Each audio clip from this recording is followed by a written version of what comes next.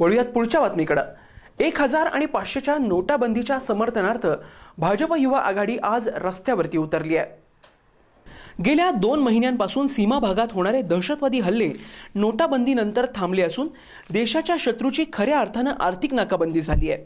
सर्वसामान्य जनतेला होणारा त्रास हा विरोधकांनी केलेल्या अपप्रचार असून सर्व व्यवहार सुरळीतपणे सुरू आहेत।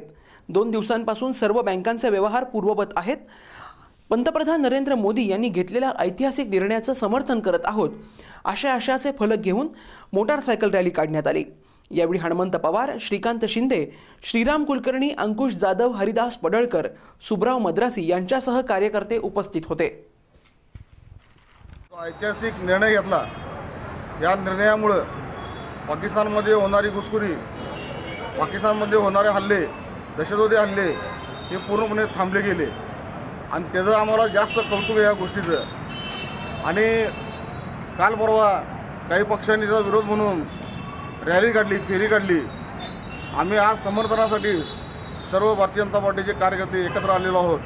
आमचा ज्यांना जाहीर पाठिंबा राहील त्यांचे असे निर्णय जे माननीय नरेंद्र मोदी साहेबांचे जे निर्णय आहेत ते अतिशय योग्य आणि देशाला हितकारक असे निर्णय आहेत। 1000ची नोट आणि 500 नोट बंद केल्यामुळं लोकांची जी तारांबळ झाली असं जे चित्र आज मीडियाद्वारे दाखवलं जाते अशी परिस्थिती नाही आहे। मी या सांगली जिल्ह्यातल्या अनेक बँकांमध्ये गेलेलो आहे।